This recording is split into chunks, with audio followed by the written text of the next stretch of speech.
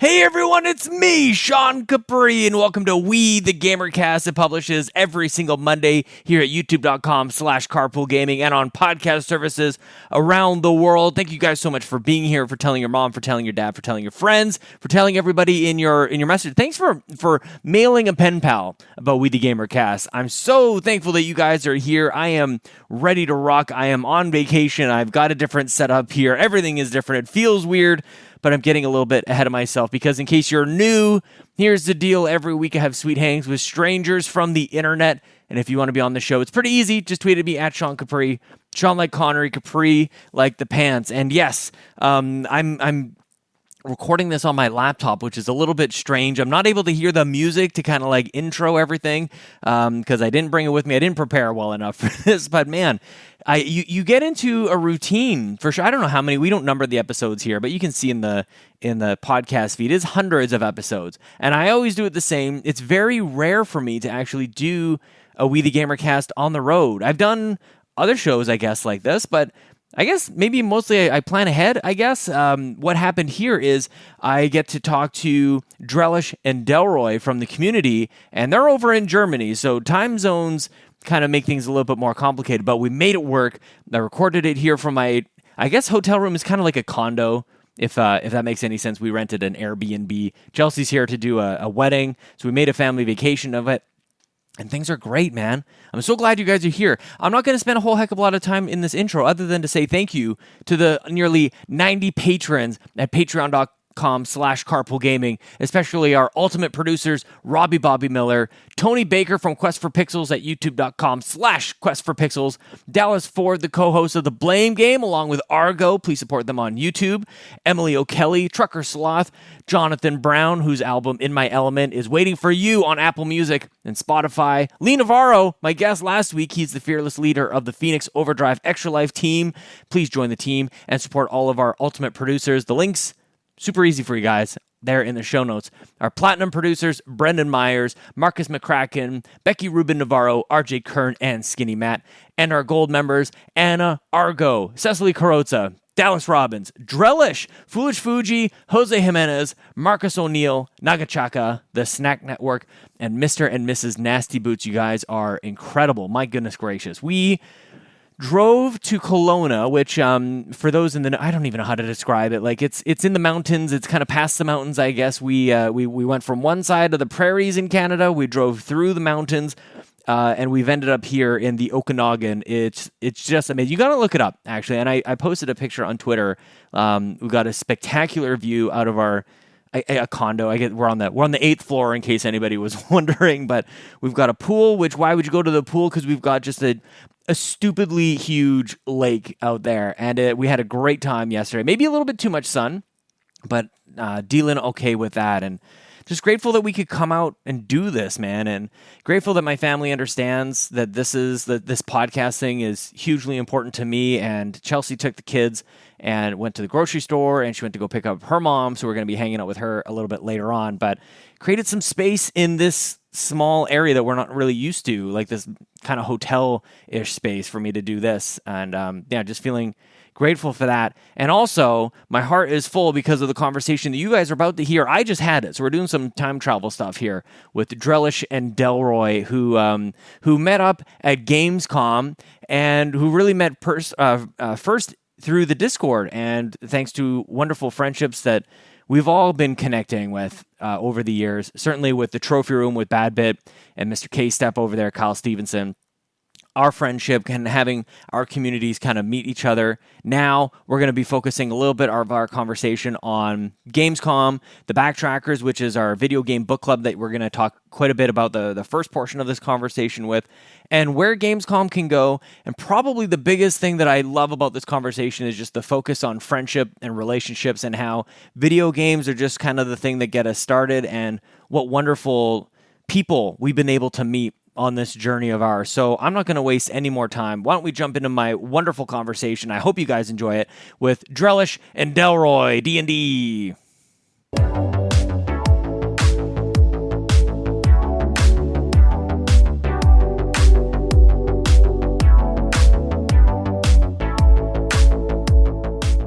Oh, were you guys? Oh, you guys just saw each other. Great, but for the first time, so which was fantastic. So Delroy is as cool as he looks in real life. Seriously, so I'll bet. You're too kind. Who's surprised? Like, who's taller or shorter than you thought? I expected. I think we're gonna go Josh, right? And not Delroy. So, whatever works for me. I expected Josh to be like way tall, like 1.90 meters. So, and I was actually quite relieved that he wasn't. you know I'm half Japanese, right? Yeah, but hey, who knows, right? Picturing like this slender man like going through the forest and everything, Jeez, just man. nothing but legs and arms. Torso. Focuses on half Japanese, right? So there you go. The other half is tall. Exactly. Yeah. Funny. So you guys but it's just good got to see you guys. Good to see you. Good to see you. No, that's all right. I'm so curious to hear about Gamescom. I saw a bunch of the pictures. It looks like you guys had an absolute blast. I don't know who wants to kind of like jump in. Michael. Well, Michael is your first time on the show, actually. Exactly. And by the way, I'm gonna say this now before the end when I make the empty promises I've made to other people. I need to get you alone on the show as well, because you and I have plenty to discuss, my friend. We should have history, but we don't, right? No kidding. Well, that's the thing. It's like I feel the same with Josh. I feel the same with so many friends that I've met on this. It's like, how have we actually not met in person? You know, and I don't know, maybe I'll start there. Did you guys feel that like you'd already met kind of in person when you first saw each other? Like, talk to me about like how you guys ended up meeting up like for the first time at Gamescom. Obviously you planned it ahead, but like where did you meet and what was that like? Do you want to start, Josh? No, you got it. You're the star here, man. Like you said, I've done this before. No, actually, incredibly chill. I mean, there's always, some kind of, nervousness when meeting someone live for the first time, and you're going through some thoughts of, will they be like what you experience them in, virtually? Will you get on with his wife, right? So, all those topics, because you haven't met, and you haven't met in a real physical environment.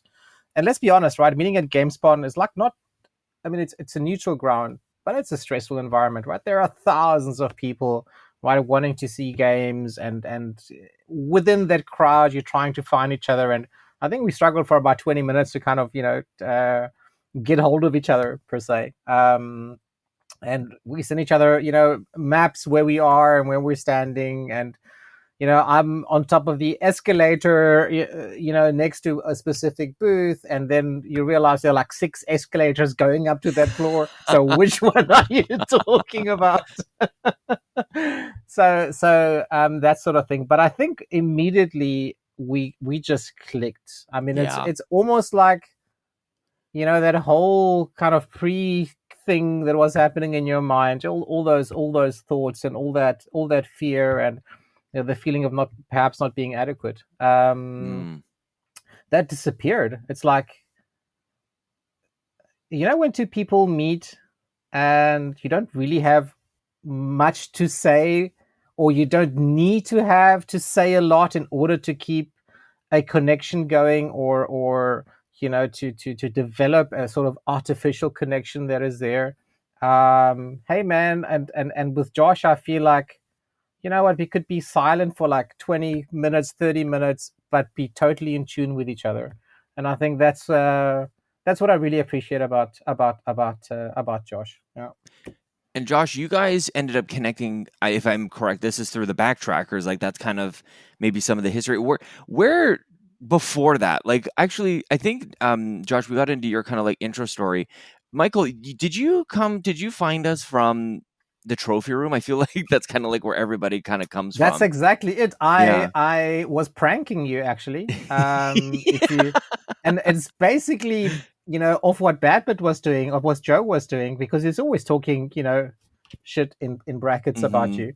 And it was kind of half truth, right? So who's Sean Capri? And you remember, it's about a year ago, whenever, I I did this whole thing with some images, who's Sean Capri, and build up this whole aura about you. And then I thought, you know what, just stop it. Maybe you're taking it a little bit too far, because I'm quite reflective about those things. And then I did, and that's actually how I really started off in that community. With all the channels that were there. I mean, I'm a Sony boy. Backtrackers started. They were like one or two games. I said, you know what, I never really played those games, and I wish I had. And I don't actually really know, Josh. I mean, what the initial connection was. I seriously can't remember. I felt like, I was there, and I immediately felt the German connection. That might be the title of the episode. I didn't know that. I seriously didn't know that, Sean. I didn't. I knew way later that he was in Germany. So I thought he is. That's how strong it is. You don't need to know specifically. Exactly. It's there. It's a mental thing. Exactly. It was the schnitzel. That's what that's what did it. So yes, it was. So really, I mean, but you guys get into, like, we talk a lot about the backtrackers here and there, and it's like we say what it is, which is the surface level stuff, like it's a video game book club, but like really what it is not a a place book for club. you guys. Not a book club. Not right, right. Like tell me more about like that, because I agree, but like, what does that mean to you, Michael? I think book club per se, the way that we know it, and I think the images that we get in our mind, I think for everyone it's kind of different.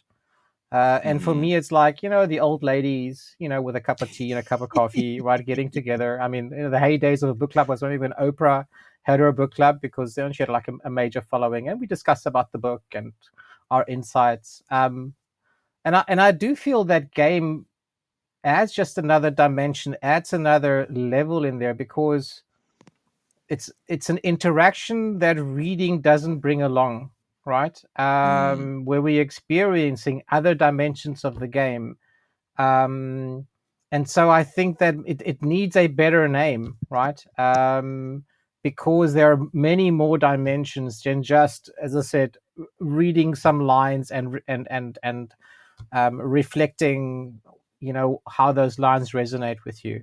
It's a much more physical. It's a much bigger mental experience that you go there. So I think we do need to find a. I'm not sure whether people find the word book club sexy. I don't know, right? So I mean, one of the goals that we have as backtrackers, I mean, there are more than one goal, but one of them would be we want to grow the community. And I'm kind of thinking, maybe calling it a book club is like, oh, well, maybe people don't really understand what the nature of interaction is that actually happens there, right? Which for me is unlike a book club. I'm not underlining anything. I might record some thoughts, obviously, when we get the questions a few days before we meet as backtrackers. But for me, it's a very, very different. It's a very, very different experience, and perhaps way more niche than what a book club perhaps would be. So, do you think, Michael, that that's inherent to the fact that it's surrounded around video games, or is there something? Like, I give a huge amount of credit to Josh and to Marcus for creating the thing, but like, is this basically exactly what you would have expected from a quote video game book club, or is there something else kind of happening here? Because it seems to me like when I joined for Life is Strange, I was so taken aback by the level of care and thought and even vocabulary and the different angles of thought that people were coming in at. Like, I don't know, like that part of me thinks it is just the fact that it's video games. And one of the things I've discovered through this show is how surprising it is to meet all these different people and the way they think, bringing those people together, surrounding around a medium that is so interactive and individual to each person. You put that all together and then all of a sudden you have something very special. But I think it's the connections that is really the thing that's surprising me out of this, like, which is inherent and evident by the fact that you guys are joining me today, if that makes any sense. I'll let Josh. He's putting it all together. Well, all I took away from all of that from Michael was that the backtrackers needs to be more sexy. So, I mean, that's goal number one. I need to get back with Marcus on that later and tell him. Okay, well, we'll line up. We got to line up Nagachaka for some photo shoots, anyways. Yeah. So Exactly. The backcheckers swimsuit calendar. There There you go. There you go. Be careful, because well, Patreon goal.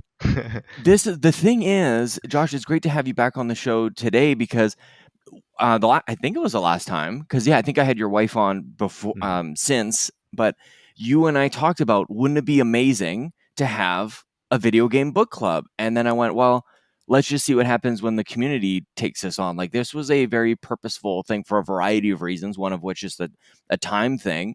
But also I just felt like there'd be so special to be able to like take a step back and see what happens, because this community is so engaged, and it's like, well, we don't have to, like, Ryan and I don't have to lead everything, and actually it's going to look and feel the same if we do. And the Backtrackers is unique because it's not me, because it's not Ryan or now Court or Kato or anybody else. Like, it's driven by you guys. So it's kind of an interesting kind of retrospective here, Josh, to kind of look back and go, damn, the last time we talked, it was this concept. Wouldn't it be cool if? And then you've kind of taken away from here. So I don't know if you've ever really taken a chance to think back on any of that, or if you're just busy executing now. Well, I mean, I want to be clear. Like, Marcus and I are, I can speak for Marcus. I would say, like, we are not the leaders of this thing. We are shepherds. Like, that's how I think of us. This thing is not a thing without the Michaels, without the the Matts, and even the Seths and everyone else that joins in. We have some new guys that have been showing up more recently. I hope he doesn't mind me using his name, but Cade has been coming, and that's the core. I call it the core. And when I talk to Marcus about it, I say that this is the core, and whatever else we get on top of that, to me, is gravy. And we want to see this grow more, because we want to hear more voices, and we want to hear more perspectives, and that's interesting to meet new people. But it's not just about Marcus and I. We're lucky. Like, I tell Michael this all the time too, offline. Like, I'm blessed. Like, I tell you this all the time, don't I? I'm Yeah, blessed. you do, absolutely. I'm absolutely blessed to be in the position, and I'm trusted to to facilitate any of this, and that Sean's given us a platform, and that's part of it's because he's too lazy to do it himself. I'm Totally. just kidding. Yeah, I know, right? Yeah. I'm just giving you grief. But and it's a cool thing, and it's something that I look forward to. The once a month or once every 3 weeks that we do it. To the point where I'm gonna make it a point to try to get us together between sessions, just to chit chat and connect on a even a non-video game level. Like, it doesn't need to be about video games. It could be about just life, and just like married to the games, right? Games and life, life and games. That's how I want to be too. And what, as far as like what Michael was saying about it being a book club, I mean, it's not quite what it is. Although I will say, like, we could definitely start a book club for video games, because I'm reading Kojima's book, and good lord, there's a lot to unpack there. So it is quite the book. And this is the sickness, in all the ways you guys. expect. Yeah, this is exactly what happens. Like, you're having, and this is why I love not having really, like, not driving it forward, because it allows for this sort of thing to kind of take place.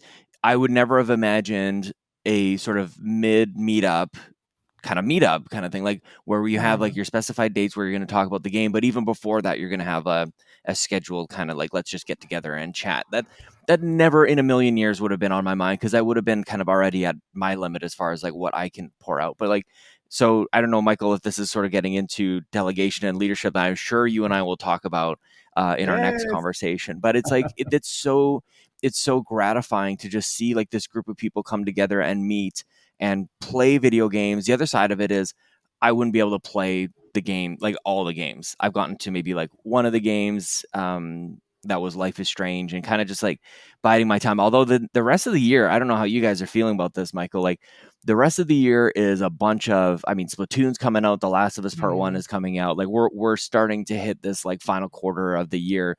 Do you get like kind of freaked out about this plus Backtrackers, or is it still manageable, do you think? That's interesting. It's I hadn't thought of that. Oh no, now the panic sets in. No. I think this being freaked out is something that I'm familiar with. And I think the nice thing about Backtrackers, and I really want to highlight it, you don't need to finish the game to actually Yeah, join, well said. right? Mm-hmm. Yeah. So share with us your experience, and even we've had this Taylor Trevor or Trevor Taylor, what I mean, TPR. You're gonna have to come up with the best joke ever. So anyway, Trevor, known as Taylor, he's joined us a few times. I think I can remember once. And he says, "Guys, I haven't played the game, but I just want to hang. Sweet. I just want to see what you guys think, what your experience was." And I think what makes us maybe different than a book club is we go beyond, and this is not just onus on me. It's everybody brings something of themselves in there, and it's Mm-hmm. not just a rational thing. It's basically, yeah, sure, what are you thinking, what did it make you think, where does it push the envelope with regards to how you see the world, but also what does it do to you emotionally. And everybody is on a different level with regards to how they can open up and talk about their emotions and what it has done with them, or not, right? Mm-hmm. And I think that is really where I think that's what makes it special. That's what makes it different, and it really is a safe space for people just to tell them what this game has done with regards to their outlook on life. And I think that's what video games are supposed to be, right? At the end, it's more than just entertainment, right? Yeah. Yeah, well, and I'm wondering too because the conversation I was part of, like I said, is Life is Strange. There's been a couple of games that I think are a little bit more on the narrative and emotional side, but is there an example, Josh, of like just a video game, like just a game for a game's sake, or do you find yourself kind of like catering the selections to a little bit more that like spark more of that emotional type of conversation? Because I think it could go both ways. Like you could just have like this is Tetris, and like there's not Absolutely. like there's not an emotional journey, at least not yet, unless maybe Tetris Effect, Tetris Effect could Well, I have mean, something like it's the that. funny thing, we were just talking about that. To answer your question, I guess. I mean, we started off with Death Door, and I think that's a gamer game. Yeah. That is a mechanics heavy. I call it a Marcus O'Neill game. And then we went to what was it? Forgotten City, and I think Yeah. that's more of a narrative piece. Right, Yeah. right now we played Stanley Parable recently, which I would say is more of a narrative kind of a piece. But now we've moved into. I picked Arcade Paradise. I was lucky enough to pick that, and it is a very much a simulator kind of mechanics based game. It's not boring, but it's not like it's not like lawnmower simulator, but it has a story, but it's more focused on the gameplay, and design. So I think that we do a really good job mixing both. Now, as far as you mentioned Tetris, like I have this crazy idea where like I want to combine. You said you start thinking all these crazy thoughts, and one of them is I think it'd be really cool to do something like two games, and the games could be something like Tetris Effect and Res, or Tetris Effect and what is that game? Sayonara Wild Hearts. Like, Oh, and, interesting. and talk about like there's music, and they rely on Mm-hmm. sound and music to tell their stories and to evoke emotion, and how do those games compare and contrast, and what do they do well? And I think about things like, can we look at two games from the same developer, that are, and see how they've grown. I know that I think it was at Gamescom they just announced it. They're doing that thing with Brandon, the Subnautica developers. They're doing the thing with Brandon Sanderson and the minifigs now. But they, every one of their games is like different, and to see them doing this new thing, it's another different thing that they're doing. And to kind of think about, how have they grown, what's working for them and what's not. Yeah, I think about things like, a Backtrackers Mini, where where a group of us get together and we play like a little mobile game, on the side. And Mm-hmm. I don't know, you start thinking about lots of things like that. But to answer you, I mean, really, it's a mix of both, and it's really what whoever whoever ends up picking for whatever reason, what are they feeling? And the rest of Yeah. us, it's our jobs to get behind it, whether we're, you know, whether I'm, jammed to play, Boyfriend Dungeon or not. Like, it wasn't like, oh my gosh, the Boyfriend Dungeon. I was like, oh, Boyfriend Dungeon. I kind of dabbled with it, but then I was like, I'm gonna go into this because, Mm. I want Dave to know that I got his back, and I want him to know that I'm interested to play what he wants to play. And so like, you give it your all, and you're like, holy crap, this is there's a lot to unpack here. There's a lot to talk about here, and I think as long as we all have that attitude, we're doing each other a favor, and we're doing the games a favor. Michael, is that kind of where your mind has been at? Because that is definitely a noble. That's something I want to hang on for a second. The notion of, I don't want to play this game. It's not hitting my radar at all. But I've developed this friendship and relationship with this other person, and I want to experience the things that excite them. That actually gives me chills to think about, because how often has there been a time where something means so much to you and you're just like, this is me with The Last of Us and my parents. I just want to like sit them down and go like, this is Ellie. Like this, that's kind of what you're able to get at. And there's this bond with the crew, with the backtrackers. It's like, yeah, I'm going to play this. Like, talk to me about that notion of playing something that might be outside your comfort zone. The perfect example here was Chicory, where after the first chapter of playing Chicory, everybody was saying, game of the year, blah, blah, blah, blah, blah. Wow. You should play it, right? And after the first chapter, I said, okay, chapter 2, And I wrote back into the Discord group, into the backtrack, and said, guys, this ain't doing anything for me. I mean, I appreciate it, but you know what? I went to art school. I have a bit of an art background. I consider myself creative, and it just ain't hitting. Yeah. And Delroy said, hey, stop, play something else, and that's okay. But then I said, you know what? Let me put that aside and let me stick with the game a bit more. And this is one of the games that I did a total 180 on, because it's like an onion, right? So I stuck with chapter 3. I discovered something new, and I said, oh, okay, this is interesting. I didn't expect this. Chapter 4 or chapter 5, right? Some more game mechanics coming into play, and very different from the AAA games, right? The AAA games try and give you all the tutorial within the first chapter or so. Right, and then you know what this game is about. And that I came with that mindset into Chicory, and I did not realize that this game is like an onion. That every chapter you go to, there is a new game mechanic that is introduced. There is a new element that lets you experience the game in a very different way. And I'm really glad that I gave that a chance, because it seriously opened up my mind with regards to how great indie games can be. And I ended up loving it. But the first 2 chapters said, it's not doing anything. Yeah.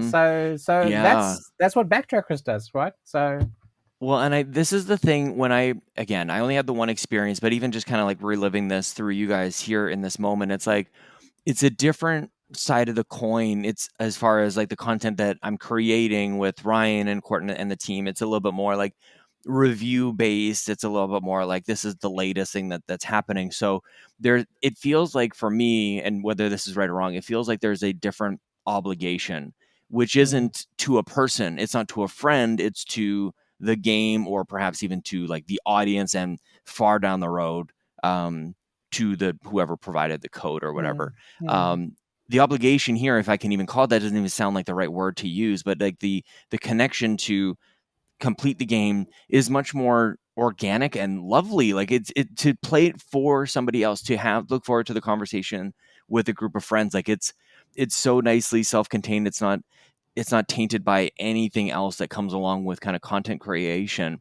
And oddly enough, it's like, that's kind of why many of us get into it to begin with, is to have exactly what you guys have created with the backtrackers.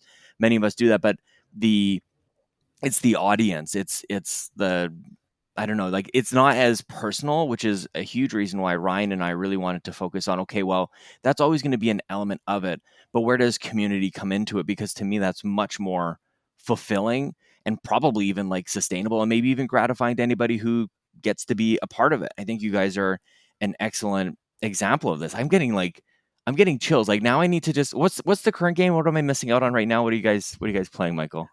Go for it. Arcade Paradise. And it's oh, snap. Great. It's okay. Yeah. Yeah. So it's basically, you're the business owner. You're taking over the business from your dad. It's a laundry, basically a laundrette, I think is what you call it.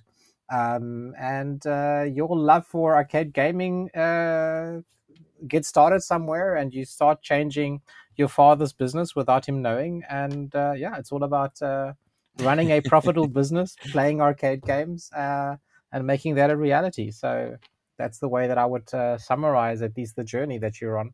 That's playing this great. game. So A laundromat, we call them a in the United laundromat. There we A go. I A like laundromat. laundrette. laundromat. Yeah. I think we should change Laundrette it. sounds that's very, very French. Yeah. Very French. It's Yeah. very European. It's sexy to watch Uh, your clothes here. there you go. See, there's that back checker sexy we're talking about, right? Yeah. Well, speaking of Western Europe, where are you guys close to each other in Germany? Like, are you like a town over from each other? Like, what's the connection between you we're two? about, I think, a 2.5, 3 hour drive Okay. from each other. So Yeah, so like just far enough to not have coffee every Saturday. exactly. So I'm way more northwest, and he's kind of more center in the middle of Germany, close to Yeah. Frankfurt. So Michael, what's the difference really between like where you two live, like in terms of like lifestyle or landscapes or anything, or is there it's much? different. It's called Hessen, so they have a different mindset, a very, very different language. So in Interesting. in cultural terms, yeah, they take so people from Hessen take much longer to come to the point. They're not as direct as perhaps people in the north. They're perhaps also a little bit more chill, and we are way more, I think, linear in our thinking, way more action oriented. But that's not the way that I experienced. Yeah, that's not the way that I experienced Josh, though. I mean, Josh, at the end of the day, is an expat.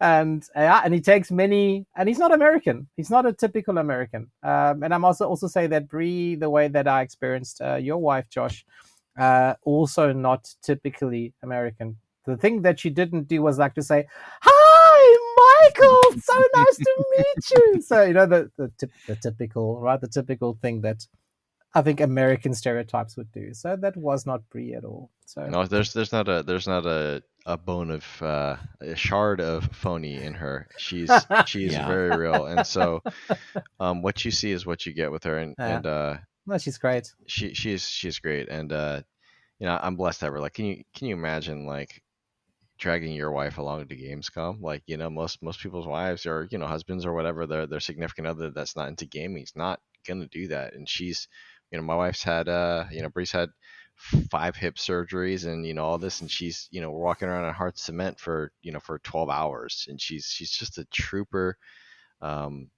She's amazing, and yeah, she's just like Michael saying, like she's just chill, like she's just down to do whatever, and it makes it easy. I wanted to go back there and say, like, Michael, you know, when he was saying, you know, there's some nervous meeting, and for me,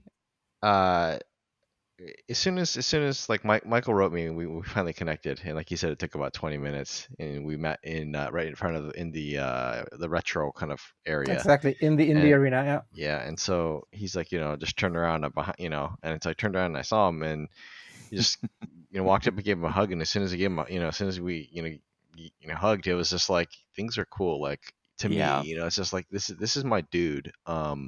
You know, and I feel like I'd be like that with any of them, Nagachaka, or, you know, I'd be like that with Seth. I'd be like that with Marcus. You know, I bet Seth gives the best hugs. Oh my gosh! You know, oh my goodness gracious! With that beard, with his beard. Just I'm gonna compete with Seth. I'm gonna compete with him to kind of see who gives the best hugs. So I'm gonna compete with him. So there we go.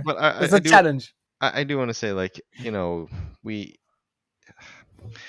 I like the games are fun. Like, yeah. I have a heart for the games, and I have a heart for highlighting smaller games, and I have to remember I need to balance that a lot of times and realize I play a lot of weird stuff. Like, you know, the Delroy games. Like, there's the Marcus games and there's the Delroy games, and I need posters of this, by the way. I want to have like a Delroy, and I think I talked about this on a recent episode of, like, I want to have like so and so's picks, like these are your games, and they can get kind of like listy like that. But that's an idea that's on my whiteboard back at home right now. So I wanted to highlight that for a quick second, because that's a thing. Yeah, every like Ryan Turford games. Oh my goodness gracious! Like, that's we're definitely like that. And I have to remember, though, it's not just about highlighting games, and I have a heart for this. Like, I've talked about this a lot, but it's, you know, these are how these smaller developers eat. You know, they don't, who's going to talk about their games if we don't?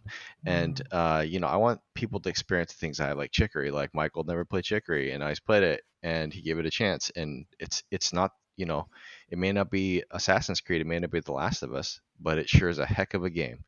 And so, you know, I think about that, but I also need to remember that it's about the community is what makes me happy. I don't care what we play in the end. Like when I get there, that's what it's about. Yeah. And in the 21 to 30 days in between, when I'm talking to Michael every other day, or I'm talking to Marcus and he's sending me pictures of his kid, and Michael's telling me about work, and Matt's showing me a picture of his peanut butter jelly and pickle sandwich, and then I'm sending one back to him and saying mine, and oh no man, it's good, you got to try it, and I'm With saying the mine's, pickle, you know what? oh I man, should. good. I Yep. do subscribe to that thought. I have Do it. not tried it. I should not Do it. knock it until I try it. But you Listen, got to admit, on paper, that's don't roll the way that Matt does though. He went he said, here's my peanut butter and jelly and pickle sandwich, and he put almond butter on that, and I almost lost my mind, because that's just, it's not a peanut butter sandwich.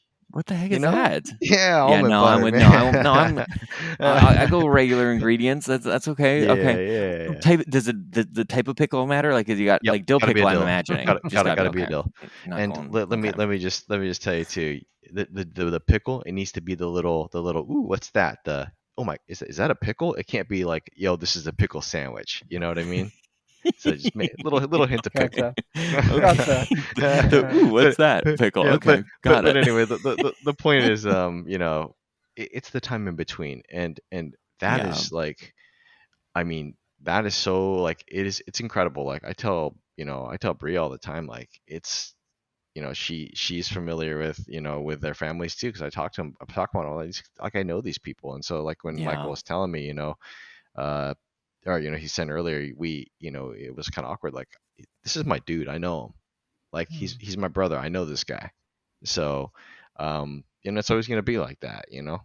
So I don't know. I'm weird. I'm weird and emotional. Well, I you're told not. him, No, you're not, because at the end of the day, whenever I work, and I mean, I got, like you, Sean, I also got a new screen. I think in the end of last year, so it's a 30-incher, Yeah. which is great, right? So you can actually Mhm. do a little bit of work, and you have a bigger surface, right? More space. So I have Discord open, and I don't think a week goes by without Josh and I somehow exchanging some sort of information, non-game related, with regards to, hey mate, where you're at, how you doing, and that's kind of become part of my life, Mhm. and it's the same with Matthew. Marcus is a bit quiet here and there, but maybe maybe we can loop in him. But I want to go back to a point that you said earlier, the fact that you stress about games and the amount of games that you have to play. I mean, you're doing the podcast, or the various podcasts that you're on, also for a very different reason. It's platform driven, a lot of the things that you do, and in Mhm. order to remain relevant and to have eyes on you, you gotta cover the latest greatest releases.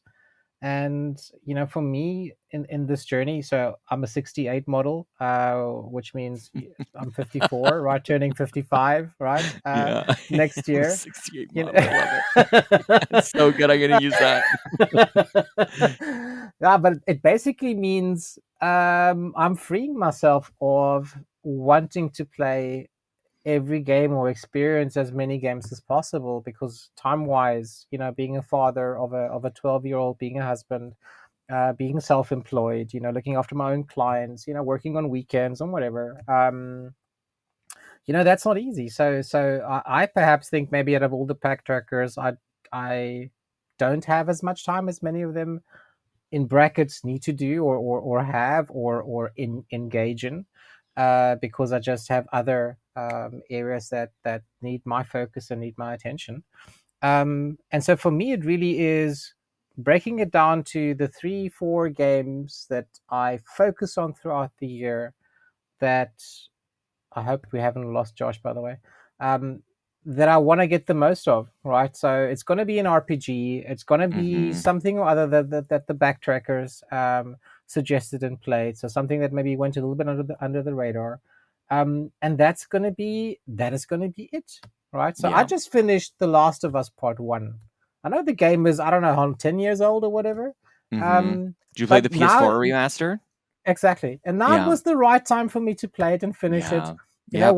When I started it, it was The Walking Dead, and watching 4 or 5 seasons of that. I said, you know what, I can't do any more zombie / children / survival games. I need a break. It's just, the world is a better place than that, and I needed that time. And so it's okay now to have done that and to reflect, what the story means for me 10 years later, right? In what way can I identify with it? Can I identify with Joel and, the way that the game ended, right? Yeah, fully. And so I don't think that we need to be under this constant pressure because it's never ending. Yes. Yeah, That is yeah, the absolute best way to put it. It's never ending. And that's the yeah. kind of like you get yourself into this circular thoughts, I think, as a content creator. And I've Mm, chatted about this with a few others as well who I won't name, but it's you get around E3 time and you're like, okay, well here's E3 again. And it's exciting and everything, but like the repetitive nature of it, I think can undermine maybe a little of the magic that you were kind of first getting into it with. And I'm hoping that maybe a year from now we sit down and have this conversation as well, because I'm starting to see the light, Michael. I think I'm starting to mm, see I don't need to play the latest and greatest. And there's this little hint of, well, I feel the obligation to the content and even to my peers, like with the courts and the mm, Ryans and everybody else, to make sure mm, I'm doing my part. But I do see a future very similar to what has just happened with the backtrackers, where I just go, Ryan and somebody else, like somebody else can do the new stuff. They can do the latest, because we gave Ryan we got a code for Saints Row. I think he came in on Monday. I think he was done on Wednesday. Like the guy is on another level, so it's mm, like talking about aligning activities with somebody's strengths, and it's like that's Ryan. mm, mm, Ryan can crush that, and mm, we'll have to make sure that we stay on touch and stay in touch with him on that, because at one point we gave him three Ubisoft games in a row. It was I think an Assassin's Creed game, Watch Dogs 2 or Watch Dogs Legion, I think, and Phoenix Immortals. Immortals, yeah, in a row. Dude put in oh, like 150, maybe 200 hours of Ubisoft open world stuff. So it's like, well, somewhere between the two is probably where we'll land. But that's kind of the most gratifying thing, is being able to see, okay, well, Court is almost becoming a bit of a sports games mm, person, mm, and Ryan's got his niche, and then this Backtrackers is like another kind of element. So to kind of step back and go, man, this all started because I wanted to do like a blog. Like that is the best. And oddly enough, Seth was just talking about this notion of like this time capsule. I was doing a blog about being backlogged in my gaming, which I think was kind of notable for most people. I was playing older games, but as if they were new, and writing about it, and that kind mm, of all led to one thing, led to another thing, led to another thing. So there's a whole kind of bit of kismet or fate or whatever else we want to unpack from that. But the fact that we're chatting here, the fact that you guys actually live in Germany together, of a whole path that led Josh to where he is now. Like, I don't mm, know, the whole crossing paths, I think, is really interesting.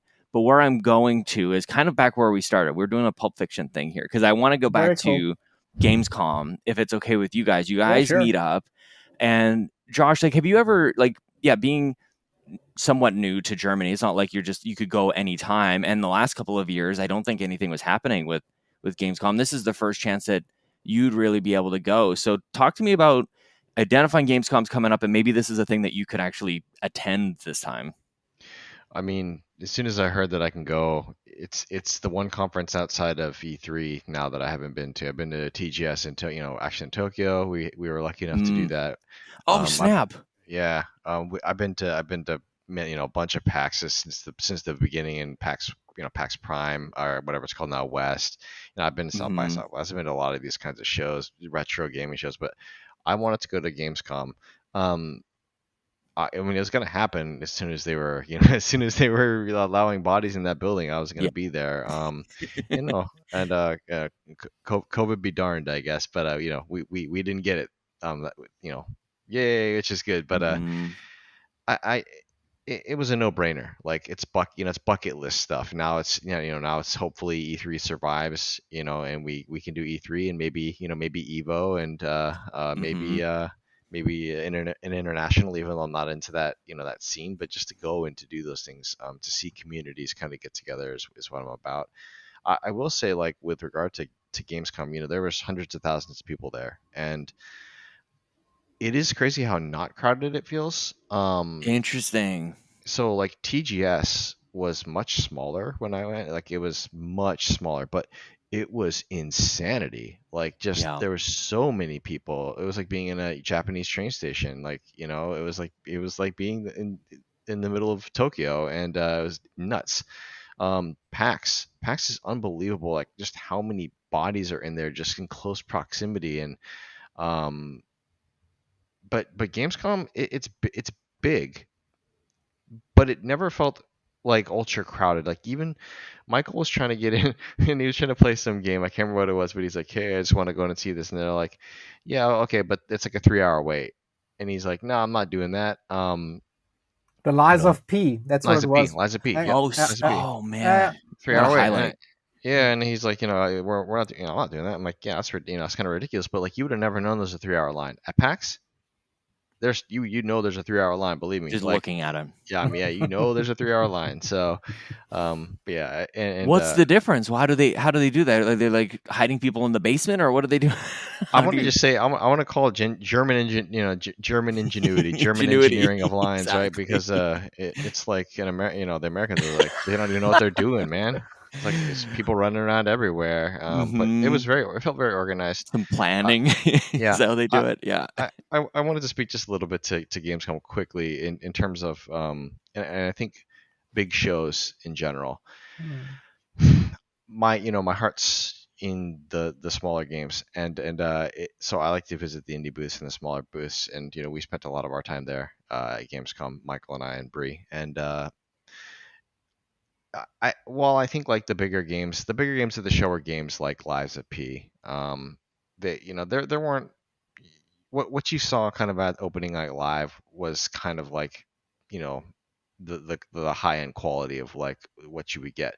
The things that I wanted to see were things like Pentiment and Mhm. a lot of the smaller games. But the problem is, the if you're an indie game, uh, and you're sitting in the Microsoft section next to like the new, the biggest update for whatever game that's coming out, you, it is not an environment for you. And it's not Xbox's fault. It's not, whoever's fault that's running the scene. Even the indie booth sections alone. Like, if you're up against, if you're an indie game sitting next, if you're like a narrative indie game sitting next to an action indie game, Mhm. it's just not the place for you. And Yeah. you do not demo well. And I Pentiment is super, like, it's a cool looking game, but it's incredibly hard to sit there and demo it even with headphones on, because it's number one, it's still hard to hear what's going on in the game, and number two, you can't just sit there and read because there's 1,000 things going on around you. Yeah. And like, I wish that there was a way. I don't know if there is a way, but I hope that they can find a way to give these guys more space so that they can breathe. Well, Because the interesting, I've thought the same thing at E3 as well, FanFest as well. And I remember at the time thinking, I wish that there was a way for people to experience the demos at home. And I think that in a certain way has started to pop up here and there. But it's almost too much. At least in I don't know, maybe this is a point of discussion as well. There's something about it being a physical location where you can go walk over, you're choosing how you're going to go spend your time. And once you're there, you're going to be there. But in a digital kind of sense, I'm dancing around the word like metaverse, I think. Hmm. You can just like download a game and then kind of bounce off of it more quickly than maybe you should be, like, to really get a sense of what that game is. So there's a give and take where if you've dedicated yourself to playing a game, you put the headphones in, sure, it's not as like optimal as playing at home, but at least you get to maybe give it the time that it deserves versus having the comfort of your own home, no crowds, you play it as well as you want to. But at the same time, like, this demo is not, when we talk about these demos, they're not the typical demo. Like, these are slices of these games that are Hmm. purposefully made for these games conferences. So it's complex, and you feel for the people who are making them. You're Mhm. like, what an impossible task. You've got to sell your game. You've got to portray the essence of it and get people excited about it, but the environment plays a factor in it as far as like what people will take away from it. So yeah, like, what do you Well, really well, well, do well, with think, that? think. I mean, think about like what you're saying. Like, even I hear what you're saying about an environment like where we're downloading things. I don't think that they do those well either. When you Yeah. do something like Steam Next Fest, I'm sorry, like, there's too many games. That's what I mean. There's too many demos. Like, how am I supposed to choose what to play? And I mean, that's a maybe it's a me problem. But if you have 150 games to choose from, and like to me, like 80 of them look interesting, I'm just gonna say I'm trying none of them. Really, Same. because they're put out 5 at a time over the every week for a year or whatever. Like like figure out a different way, because this is not working.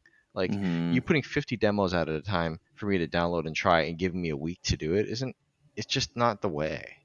So I don't know. I don't know what the answer is.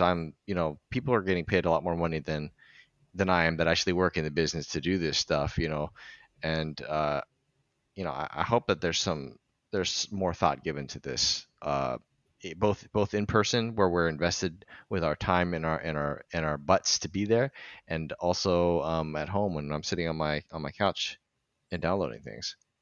I think the nature of trade fairs per se, and I mean, let's be honest, I don't really enjoy trade fairs. Let me change that a little bit.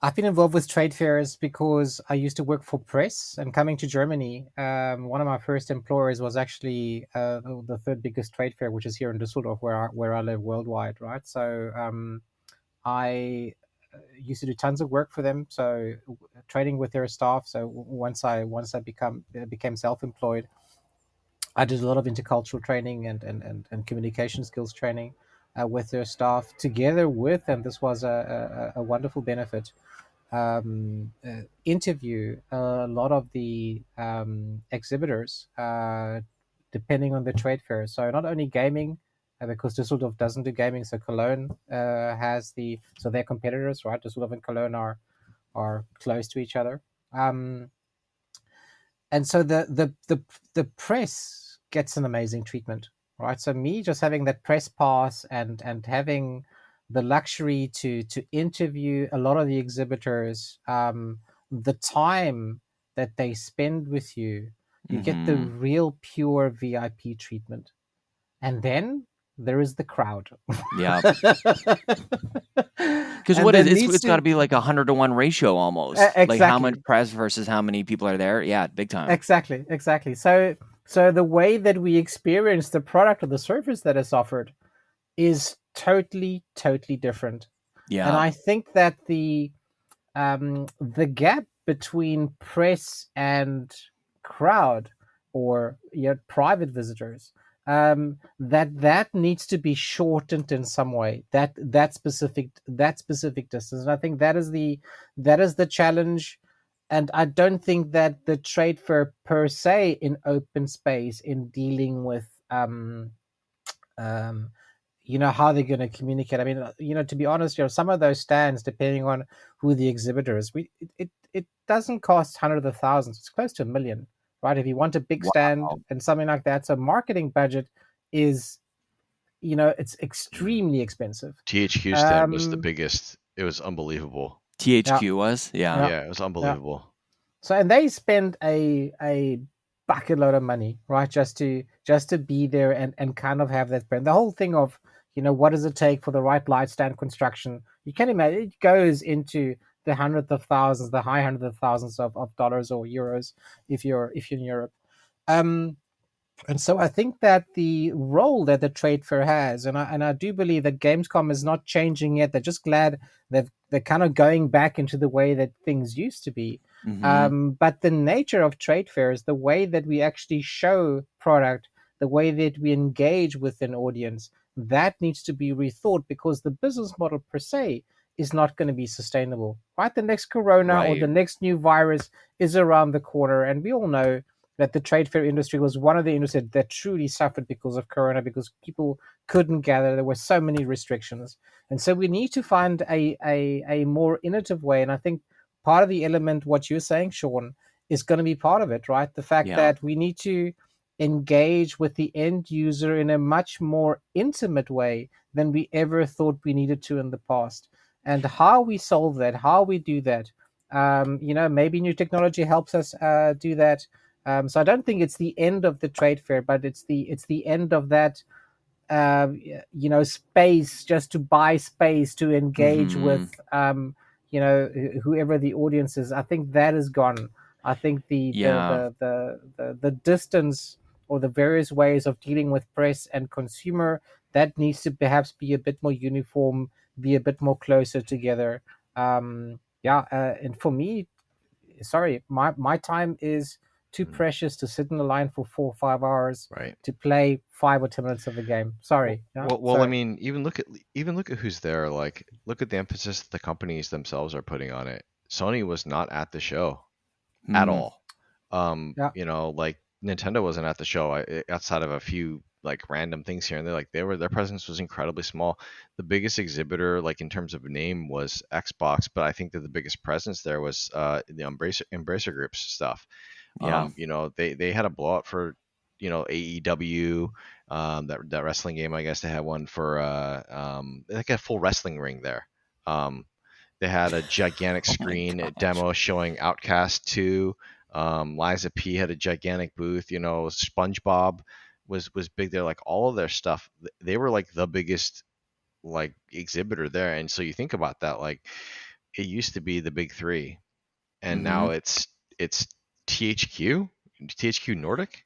Like, What do you think about that? Like to me, it's almost like it is representative of the video game space in the industry just expanding, where maybe the big three are off to something else, and it leaves this giant event for maybe others to make mm, their mark. So it like there could be an element here. There's definitely some doomsday kind of chat about it and some thoughts, I think. But when you put it that way, it's like, well, isn't that great actually mhm, that instead of Splatoon taking care of like or taking dominating a giant physical space there, where we all know what Splatoon is and doesn't even need that, and maybe that's where Nintendo is thinking now something mhm, else can kind of take that space and give it prominence. I wonder, I guess the payoff has to be there as well, and the stakes have never been higher, the costs have never been higher. But the whole industry as a whole is expanding. I think this might be maybe a sign of that to put a positive spin on it. yeah, Mm. I think you're right to some degree.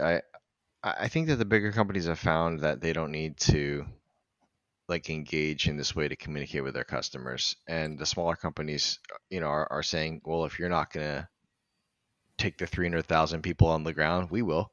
you Right, Mm. know and right. Mm. so and Mm. I think that is a good thing. And I hope it shifts even more, where Hmm.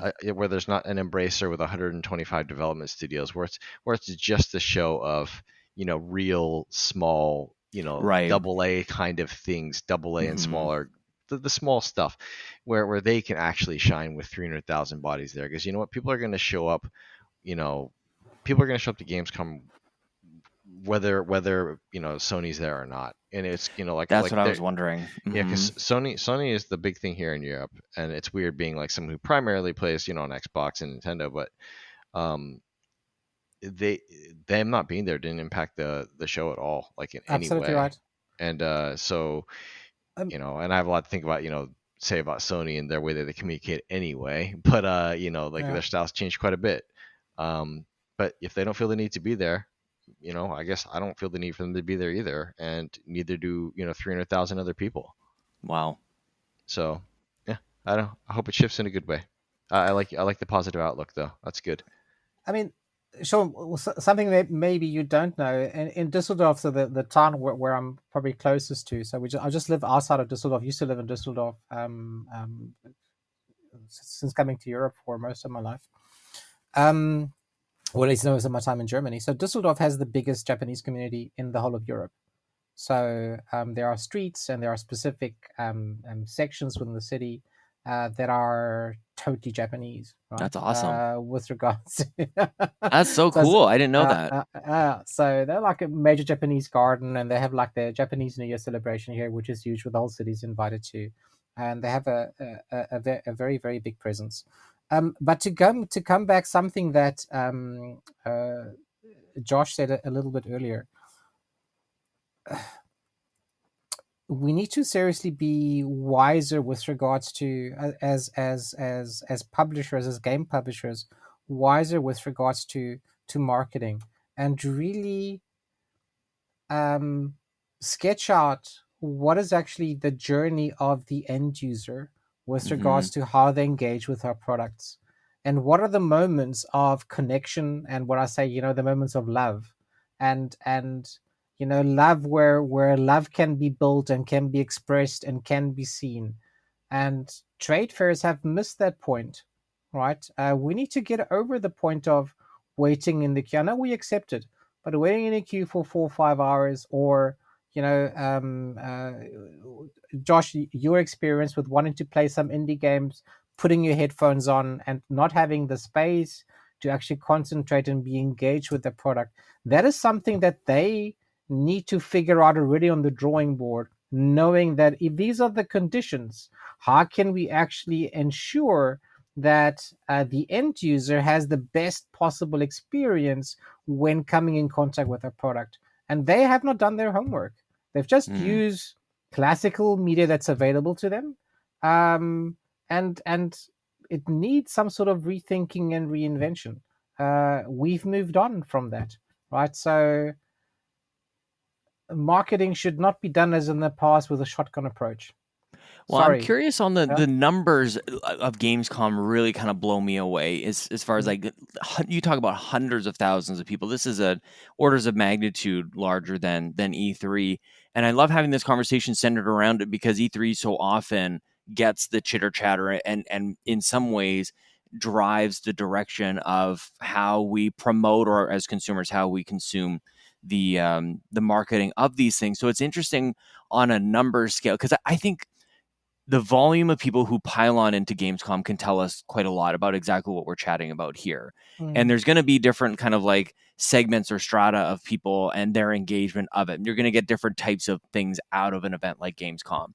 There are going to be the people who have no problem with waiting 4 hours in line to play the game that they want to play. Sure. And they're going to, it's almost like the whales in free to play games, where like those, they basically like carry the ship. They're the reason that those things kind of still exist. And I think that there's an element of that with Gamescom. And I think maybe to evolve the level of thinking here, Michael, it's like not necessarily throwing the baby out with the bathwater, which is, I think, what we're chatting about here. E3, it's like, get rid of it, like lay out the sticks of dynamite and blow it up. And I'm frustrated by that. It's a very, I don't know, maybe this is the difference between North America and Europe, where we're just like, it sucks, throw it out. It's completely awful. Where I'm hearing you talk about this is a little bit more, let's iterate upon kind of what we have. Let's do a little bit of that homework and evolve it. But I don't get the sense that Gamescom is going anywhere, where I look at E3, very similar, maybe the North American version of it. And it's like, that thing is barely hanging on. And I wonder if it's just a matter of perspective on the people who surround it and who attend these things. I don't know if that resonates with you at all. And it's kind of the reverse perspective, watching us all self-implode and talk about E3 as if it should be gone. And you're on the other side of the pond kind of thinking like, really?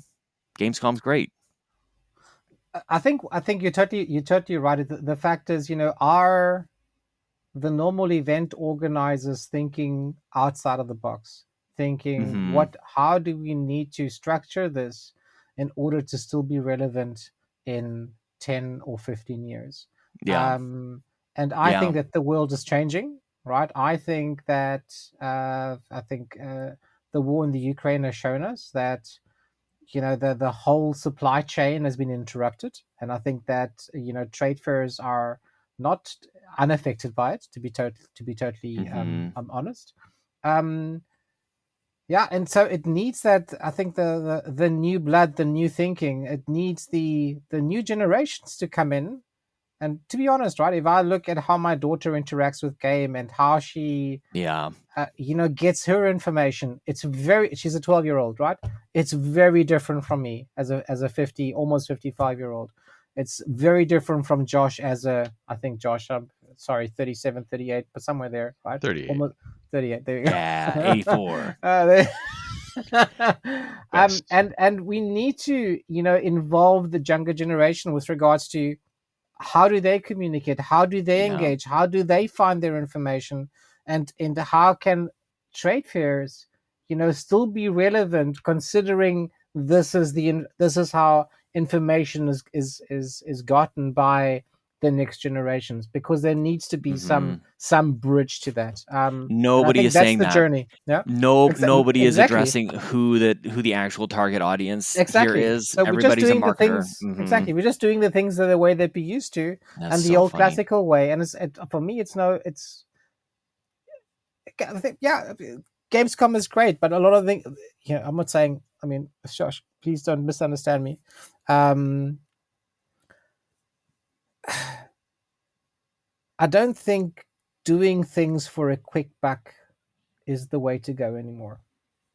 Yeah. Sorry, Right. And I think that we need to also, as exhibitors, a trade fair needs to engage with exhibitors in a different way than saying, "Here's a space, here's electricity, do what you want within the square meter that's available. Good luck to you, goodbye," because that's Mhm. basically how it works, right? And there needs to be a different sort of relationship.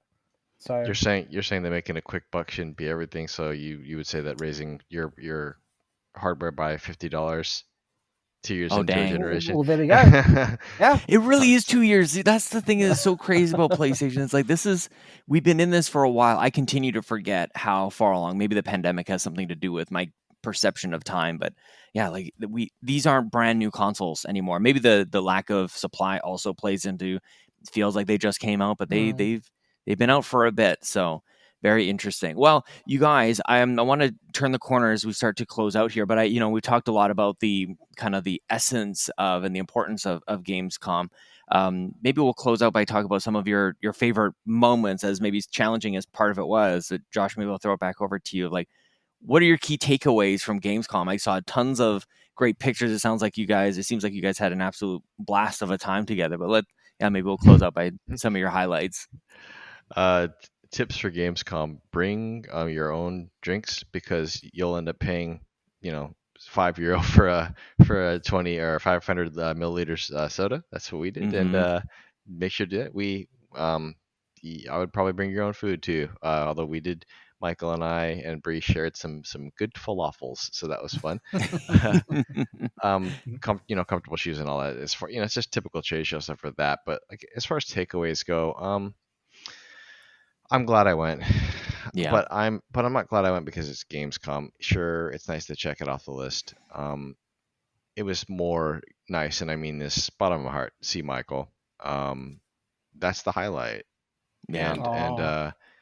And I told him this, when Brie was doing something or other, she was looking for popcorn or something, and I told him, I said, it's I say weird things, and some people get uncomfortable because I can be pretty pointed and emotional with some of the things I say, but I'm at the point of my life where I think like we need to spend time with people that we love and we care about, and we need to say that we love and care about those people before it's too late. And I got a lot of love from Michael. He's like my big brother. And I got the same for Marcus and for Matt and for everyone, for my friends here. And I want them to know, like I want everyone to know, anyone that listens to this, I love these guys, and they're my brothers. And as weird as that comes, like when you get a chance to see somebody, I don't care. I don't care how as long as it's not going to put your family in on the brink. Get there and look them in their eyes, man, and tell them that you care about them, and tell them, and be real with them. And like I'm like the games or whatever. Michael and I could have went and hung out at a Subway. Honestly, I could have hung out with this dude for 12 hours at a Subway. When we had to leave, it sucked. It was like, this sucks. You got to pop on a train, and we got to drive 2 hours home. Like, this sucks. Like, I don't want to go because I just want to hang out with this guy. And won't be the last time. It won't be. It won't be. Yeah, but as far as games, like, I mean, to take it on a more lighthearted note, the best games to me, like I said, I was really excited to see Pentiment. I was surprised. I was surprised to see that the buzz around Lies of P, because I didn't watch opening night live. Neither did I. Yeah, but there was. I have no idea. Like, you guys are actually like my correspondents. Yeah. Like, I have no idea what happened at Gamescom, like, at all. There was a lot of hype. there's a lot of hype around that game at the show. Like everyone has seemed really the game seemed to be popping. And the surprise of the show for me actually was a game I was telling Michael about called Outcast 2. Now, Outcast was an old PC game I played with my brother-in-law way back when. We used to buy a 24 case of Dr. Pepper or Mountain Dew, and we'd get a bag of Doritos, gamer fuel, and we'd sit there and we play games. And so Outcast Yeah. 1 was one of them, and it was this really it is the definition of double A. Very Yeah. much it's like Assassin's Creed before Assassin's Creed, where it didn't like hold your hand, right?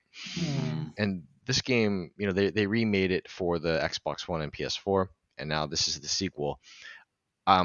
They had a giant screen. It must have been like what, 150-foot screen there with the game playing like all the time. It looked good. Like well, let me rephrase it before it gets too hype. It looked like Biomutant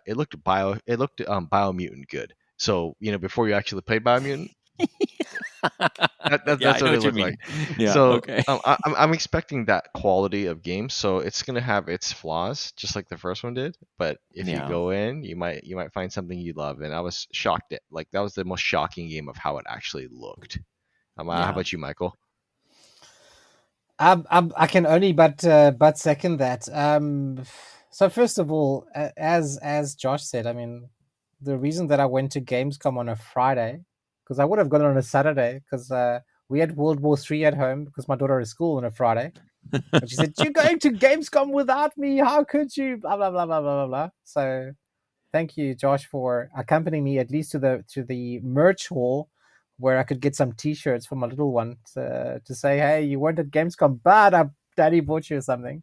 I wish I could have got you. Which was We great. should have got her that Tifa statue, man. That was the Probably. goal. Yeah. So she's a Final Fantasy fan, big time, and she wanted a statue of Tifa, and so we waited in queue. Fortunately, not that long to go and get the statue, but it unfortunately was sold out as we got in. So anyway, Tifa is very popular. So guys, grab a Tifa if you want to, if Tifa is your kind of thing. So it is for my daughter. So the one, Sean, the one thing that I wanted to see was a little bit of Humble Games, because there's a game I'm very excited about. And so after spending some time in the indie hall, we went to Hall 8, where Humble Game had a corner, and I was very excited to see Moonscars. Ghost Song looked amazing on screen, I must say, and I was Coming very to Game Pass. Yeah, exactly, and I was very surprised. I wasn't going to give Infinite Guitar a chance, but Infinite Guitar looks really fun. What's that one? I don't know that one. So I think Infinite Guitar is a little bit of an adventure game, and I think your boss battles have to do like the old what is it? Rock guitar playing is like, what was it? Josh, the game that we spoke about, Hellsinger. Hellsinger. So Oh, you that game basically is have to awesome. exactly. Yes. You have to hit specific notes to kind of Yeah. beat the boss kind of thing. And it really looked fresh. It looked incredibly colorful and quirky on screen. So I was really happy about that. But Ghost Song was perhaps the one that surprised me the It's most. gorgeous. Color wise, really great. And I think close to Pentiment was a game that's very similar from Microsoft called, and I think it's Microsoft. Josh helped me there. Inculinati. Yeah, it was like Inclinati or something. It looked, yeah. Yeah, so I'm not exactly sure which one is better, but they kind of look very familiar with regards to the whole look and feel and the way it plays. What was that game, Michael? It was something Porcupine that looked a lot like Night in the Woods. It did. So There's there was a something of the- Porcupine, something Adventures of Porcupine, or Porcupine on something. So Mhm. so funny, but the character they showed was not a porcupine, so we had a big laugh. So they showed a beaver or something. So that's not a porcupine. So that maybe it's an error in translation, right? So maybe Germans understand. I don't know. They see a different animal when they hear the word porcupine. Yeah, obviously, the last case of Benedict Fox, we went to the Microsoft game. We saw The Lies of P, which unfortunately I didn't want to wait in queue to play for, but that had a lot of exposure. It really looks great. The game that Josh that we briefly looked at was Planet of Lana, if you remember. Yep, looks And amazing. that really looks amazing. I think it was also at the Microsoft stand. The They're Night Witch. snagging up a lot. Yeah. I mean, all that humble stuff's coming to Game Pass. Like they are building quite a library of those kinds of indie games. Those really like beautiful, the Artful Escape looking kind of games. They're just, I mean, Planet Alana, Moon Scars. They just look phenomenal. They look like they play great and visceral. And yeah, man, it's I almost hate to use the word visceral. It's a weird word to use about video games, but hey, they're building a great library, and I think it's cool, like to see, like Mike. Sorry, I don't mean to. I'm just excited. It's cool. No, Go ahead, good. Michael.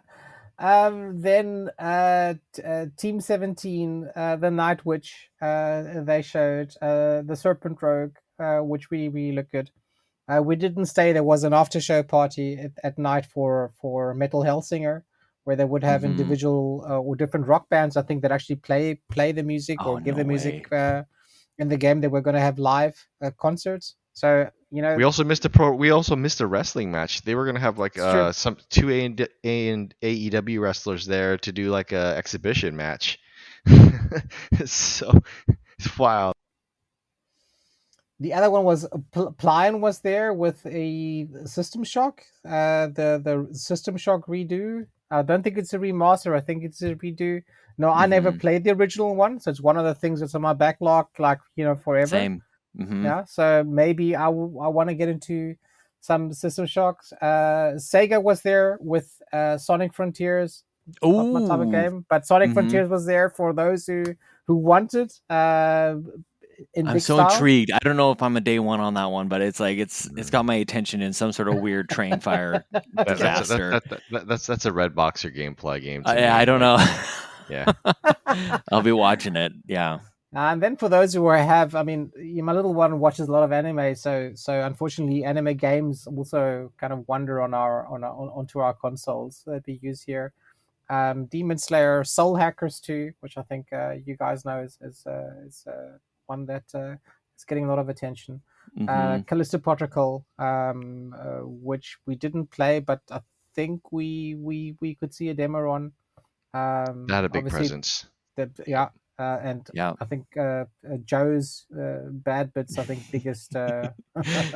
Well, there's two one, things. right? Since you brought up Bad Bit, there's two things I want to jump on before we let you guys go. Number one, Josh, Pentiment. If you were to guess on OpenCritic what Pentiment is going to get, just in case I was curious about that, like what do you think? What are we talking about here? I think that the art style is going to be divisive, and I think it's going to be an incredible game, but I think it's going to probably it's not a game. It's not a gamey game, right? So I think it's going to be like a high 70s to like low 80s. I would say 77, 78. But I think what I saw there and the little bit that I played, even in that environment, it's incredibly unique. The writing seems very, very like clever. It's like playing a painting. Like it is exactly what it looks like. It's like playing a painting, and I don't know, man. It's Josh Sawyer. That dude knows how to write. Yeah. And I think like it's like an As Dusk Falls, where if you go into it without being like, oh my gosh, poo poo on this art style, you're gonna find something good there. Like you're gonna find something. I think it's gonna be. People keep saying Microsoft has no games this year. No, they have Pentiment. They have Pentiment. I think it's gonna be a lot better. And I think a couple years from now, when people look back on this game, that's not, it's not a hardcore game. It can be played by anybody, is what they're saying. And so. Interesting. Yeah, I think it's going to be a cool thing, and we got a pin, so they just let. Well, there you go. Well, you're bought and sold. They bought me, yeah, with a pin. Exactly. That's the way it goes. So for anybody like Brian and I have picked up Pentiment in our fantasy critic league with the trophy room and the Xbox Drive. So I'm kind of like I'm counting on that one as a bit of a dark horse, but I love the notion of a game being anticipated as being underrated and something that in the future we can look back and go like we'll probably gain a a better appreciation for this. A in years to Delroy come. Backtrackers game. It'll Is be a Delroy. Yeah, backtrackers well, game. there Yeah. you go. Yeah, You better yeah. be there, Sean. Oh man, I think this is maybe this is the salvation that I've been looking for, is the backtrackers. The Yeah. other thing that I wanted to ask you guys about before we let you go is, Michael, the Callisto Protocol is absolutely getting delayed out of 2023 and going to be a big fat zero for those dum dums in the trophy room, right? That's how it's going to go down. Let's Give me see. some confidence. I think it's probably coming out. It's like they most probably is gonna like come doubled out, down yeah. on that date, didn't they? They're like, yeah, no, it's December whatever 3rd or something like that. At this point, I'd be more shocked to see God of War get a slight delay than Callisto Protocol. That's getting I delayed think- too. Everything's getting delayed. Everything the Bad Bit picked, it's all getting delayed. Yeah, 2023. Count on it. If I say it's all getting It's such delayed, a I'll get one close of them right. race. It's Sean, very it's such a close. close race. It's so close. We message all the It's time so about it, and close. it's getting a I little know. intense. So I didn't I know. anticipate this, but The last game that I just maybe want to mention, which might seriously be a dark horse. It's not my type of game, but Disney Dreamlight Valley. I think it's going to Yes. have a big following, right? Yes. And it was featured prominently as well. And I can just imagine it's going to have a huge following. So I think that's Game Pass as well. Am I making that Yep. up in I my think head? it It's is. Game Yeah, Pass. I think it is. Yeah, I'm gonna have So, to put some unironic time into that one. I think yeah. it looks really good.